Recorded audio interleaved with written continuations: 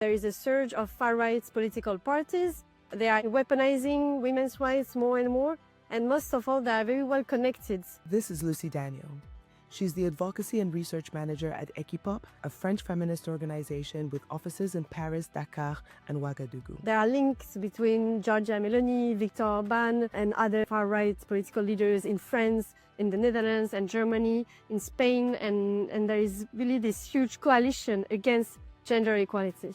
Equipop has been digging into the global backlash against women's rights and gender equality and the consequences on our democracies and human rights. So the anti-gender backlash in Europe, it's a broad coalition of conservative governments, religious fundamentalist movements, and also some very big and wealthy individuals. When we met in New York, there were a few things she wanted people who cared about equity, inclusion, and democracy to know about what's happening in Europe. They had regular summits in Europe, big gatherings where they strategize together to attack our rights. And they also use more and more human rights as a political weapon to advance their anti-rights, anti-immigration, anti-democratic agenda. A lot of media attention has been on the global threat to liberal democracies posed by politicians like Trump, Orban, Netanyahu, or Milei in Argentina. People often want to know, how can we recognize the signs?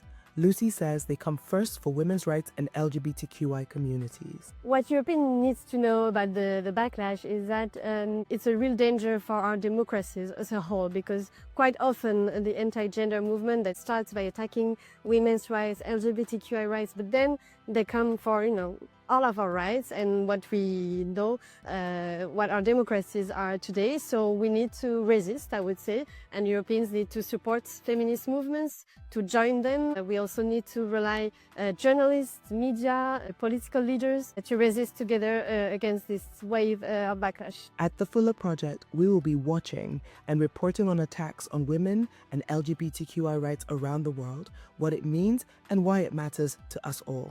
We'll also bring you the stories of movements trying to resist and to remake societies more equitably. Sign up for our newsletter to get the fuller picture in your inbox every week.